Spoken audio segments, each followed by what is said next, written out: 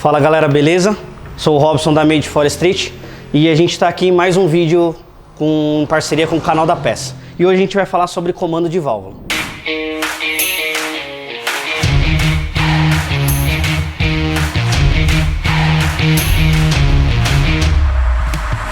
Então hoje aqui a gente está com os comandos, vários tipos de comandos, original, comando preparado e comando de cabeçote multiválvulas. Esse é um comando de motor AP, é um comando de geometria original, tá? Normalmente sai nos motores 1.6, 1.8. Então a gente pode reparar, depois na hora que eu comparar com os outros comandos, que ele tem o camis baixo, né? Ele não tem uma graduação tão alto, né? E um overlap, que para quem não sabe, é aquela lavagem de cilindro, é quando as duas válvulas estão abertas ao mesmo tempo para fazer a varredura de cilindro, né? A limpeza, o resfriamento. Então o overlap ele é bem mais fechado, tá? Esse aqui seria um comando original. Então aqui a gente tem o levante, a duração dele seria o tamanho desse oblongo, tá? E aqui seria o overlap, é o que eu vou falar de todos os outros comandos. Agora a gente vai partir para um comando da linha já preparado, tá? Detalhe, voltando para esse comando. Ele é um comando de geometria simétrica. O que é simétrica? A duração e o levante desse lobby é o mesmo desse aqui. Então o escapamento abre e tem a mesma duração da admissão, certo? E aí a gente vai partir agora para um comando preparado. Primeira coisa que a gente já encontra aqui é o tamanho do levante, ó. Comparando o meu dedo aqui de novo, a gente tem um levante bem maior, uma duração diferente, tá? E um overlap também bem diferenciado, ó. Esse aqui é mais deitado, esse é bem mais de pé. Ele tem nesse caso desse comando, ele tem um overlap mais rápido do que um original, tá? Isso favorece muito a parte de aspirado. E esse comando, ele é assimétrico, tá? Então, esse lobby é totalmente diferente desse lobby. Tá vendo? Esse aqui a gente vê que a duração e o levante dele é um pouco maior, ó, do que esse aqui, ó. Então depende do projeto que você está fazendo, uma assimetria de comando cabe mais do que um comando simétrico, tá? Tudo vai da preparação do seu preparador e o que você tem de cabeçote e tudo no geral. Esse aqui é um outro comando preparado, esse é um comando bem maior.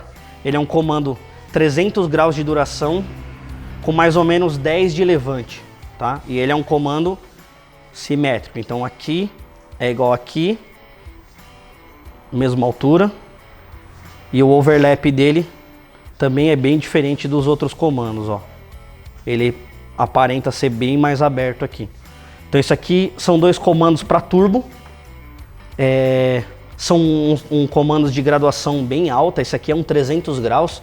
Esse aqui a simetria, ele tem por volta de uns 278 e esse aqui é um 300 graus.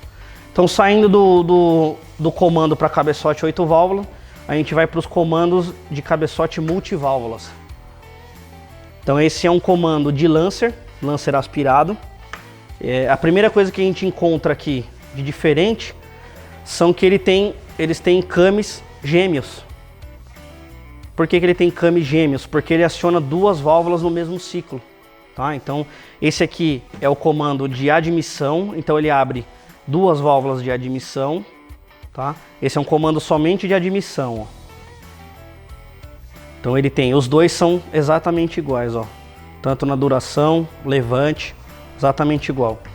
E esse aqui é o do escape, a mesma coisa. Como o carro é 16 válvulas, então ele abre duas válvulas por vez de cada cilindro. Mesma coisa de levante e tudo mais. Agora outra coisa que a gente vai falar é a diferença de polia fixa para polia variável e para polia regulável. Agora falando sobre as diferenças de polias, essa aqui é uma polia fixa, tá? Então a partir do momento que a gente colocou a corrente ou a correia, no caso essa é corrente, o ponto dela sempre vai ser fixo, ela nunca vai variar, vai ficar a posição dela estática. Falando esse aqui de polia variável, essa aqui ela varia escapamento e ela varia através de pressão de óleo, tá?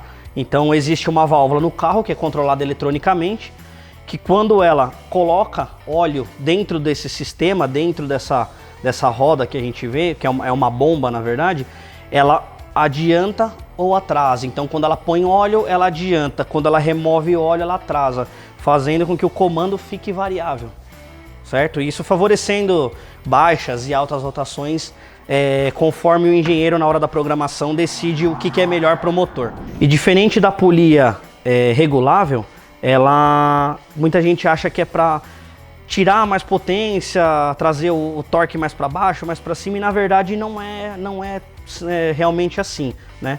Essa polia na verdade ela é feita para você enquadrar um comando. Então quando eu compro um comando preparado, ele vem um encarte, um manualzinho para eu saber qual que é o lob center do comando. O que é o lob center do comando?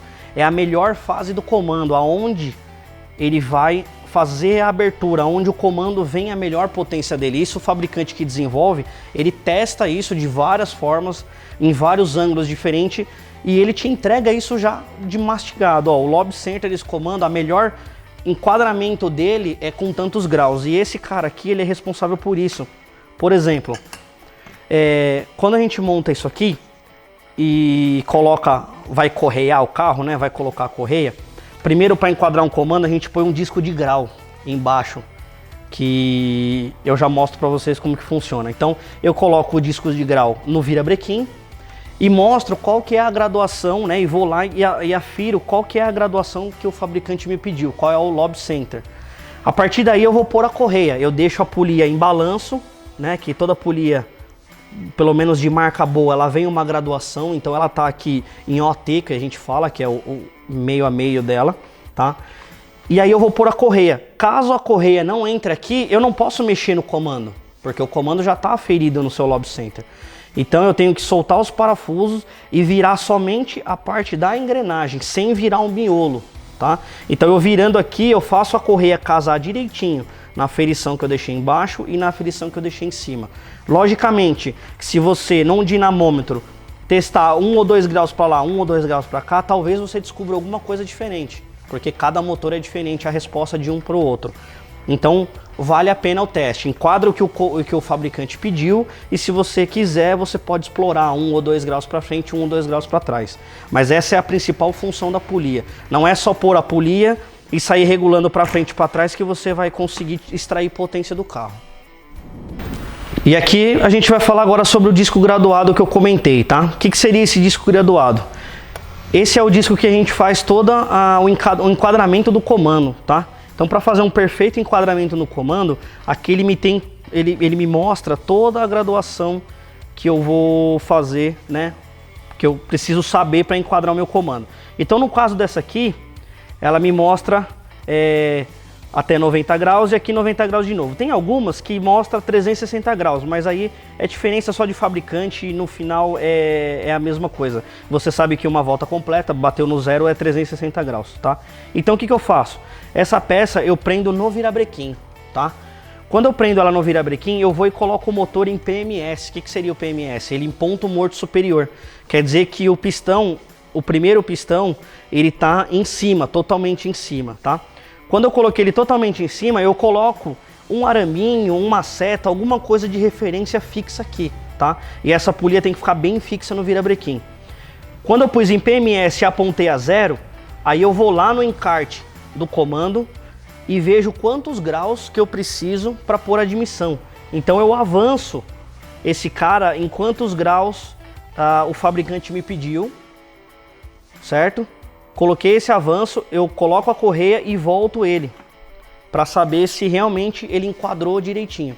Então se o fabricante me fala, ó, esse carro com 109 graus, eles têm que estar com a admissão totalmente aberta. Então eu vou, primeira coisa que eu faço, tá? Isso cada um faz de uma forma, particularidade minha. Eu coloco no 0, eu coloco a correia, coloco em balanço o comando, tá? Em balanço padrão, como se fosse um comando original, e avanço para 109 graus, certo? Então eu vou contando até 109 graus. Quando eu cheguei com a minha setinha em 109 graus, eu vou lá e olho o comando, o quanto que tem de abertura de válvulas. Se ela já abriu inteira, se a válvula abriu totalmente, se o camis ficou em pé na válvula. Se ele não ficou, eu vou saber qual é a diferença, vou lá e modifico a minha correia para chegar nesse número, tá? Então é assim que faz a parte de enquadramento de comando correto. Agora eu vou mostrar para vocês os cuidados na hora de substituir um comando. Tem muita gente que fala assim, eu quero pôr um comando maior no meu carro, é só trocar o comando, é só colocar o comando, como que tem que fazer, meu carro é tucho hidráulico, meu carro é tucho mecânico, então vamos entrar nesse mérito de tucho mecânico, tucho hidráulico e os cuidados na hora de trocar um comando. Então na hora de eu pegar um comando desse, que eu tenho um comando levante e duração menor, que é original, para um comando que é bem maior, esse aqui, quais os cuidados que eu tenho que ter? Primeiro, eu nunca posso pegar um comando desse e colocar no mesmo lugar desse aqui e só funcionar o carro. Por quê? Abaixo do comando, dentro do cabeçote, existem algumas peças. Primeiro, a mola, tuchos, tá? Prato de mola, escora de mola, tá? Travas, alguns outros componentes que eu não coloquei aqui.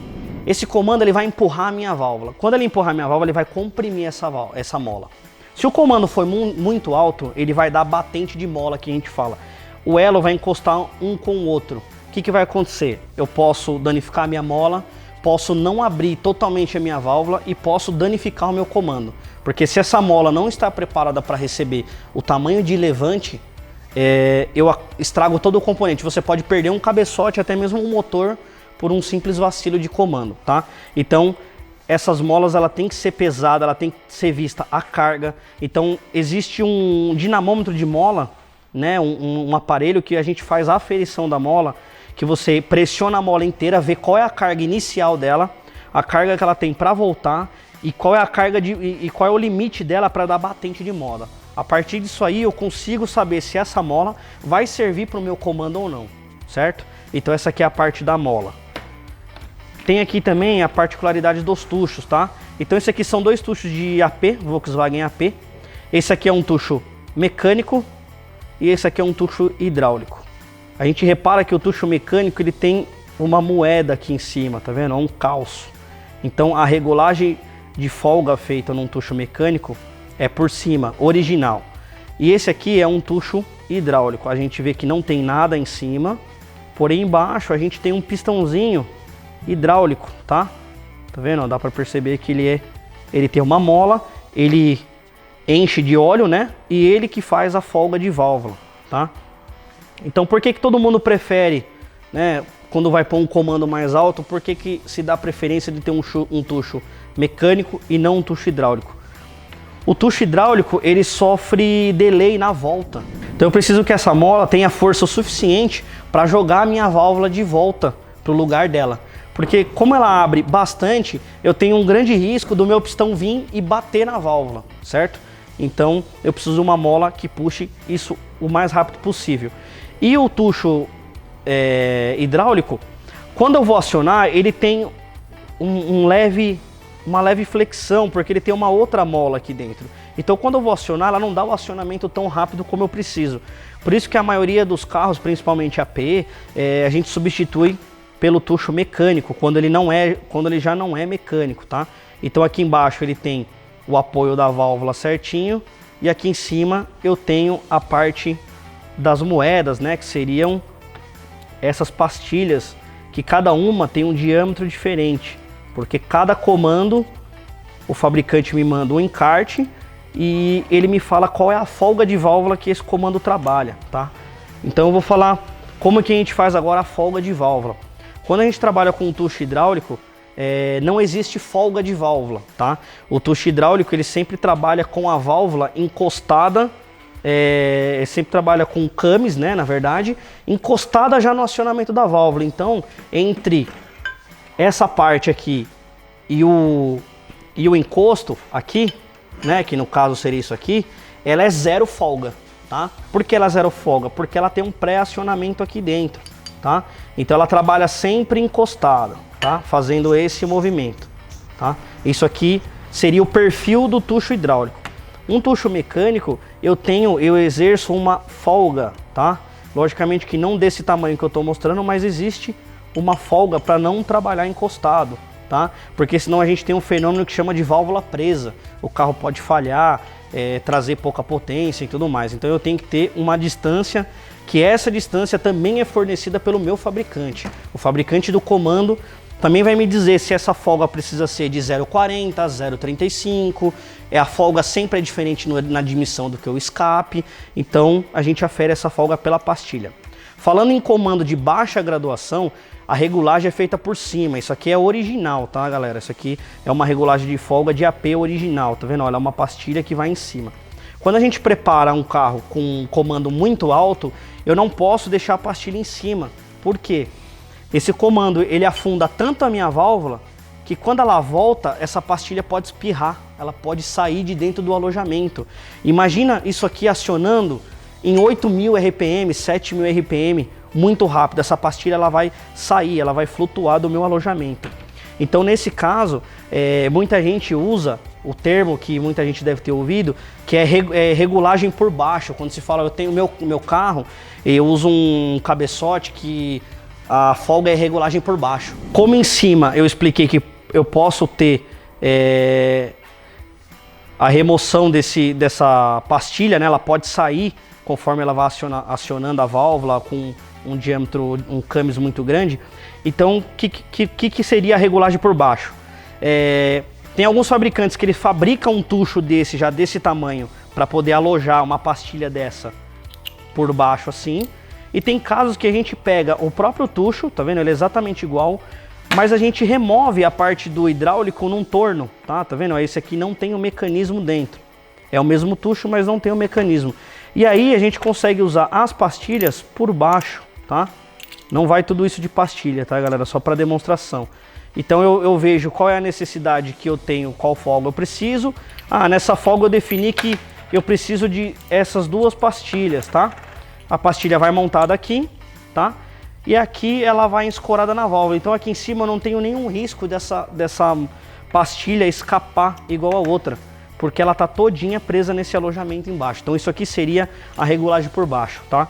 Também existe umas regulagens de válvula que o pessoal não usa pastilha. Eles usam a própria válvula, tá? Então é um tucho mais ou menos parecido com esse alojamento interno, tá?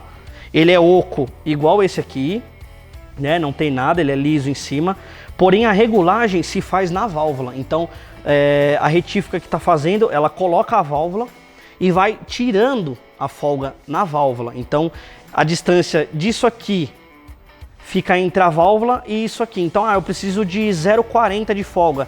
Ele vai esmirilhando a válvula, vai tirando, usinando até ficar 0,40 e vai direto. Você não tem a pastilha para ferir, tá? Isso vai de retífica para retífica, não é melhor, não é pior, independente de cada um.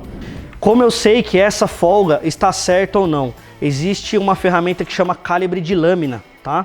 Esse aqui é um calibre de lâmina, tá? Ele tem diversas lâminas, tá? A gente mostrando bem de pertinho, a gente vai ver que gravado a laser, eu tenho as medidas na parte de baixo, ó, 0,50 milímetro, 0,55 milímetro, 0,60. Para cá eu tenho medidas bem menores, ó, 0,20, 0,10, 0,5. Ele começa de 0,5, tá? E vai até 1 milímetro de folga.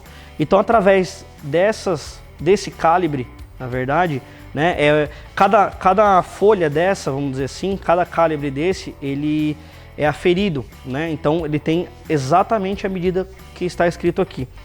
Então, para medir uma folga de válvula, o que eu faço? Entre o tucho, tá? Isso em caso só de tucho mecânico, tá, galera? Tucho hidráulico não entra em mérito de folga, ele não tem folga. Então, vamos lá, vou ilustrar com o comando.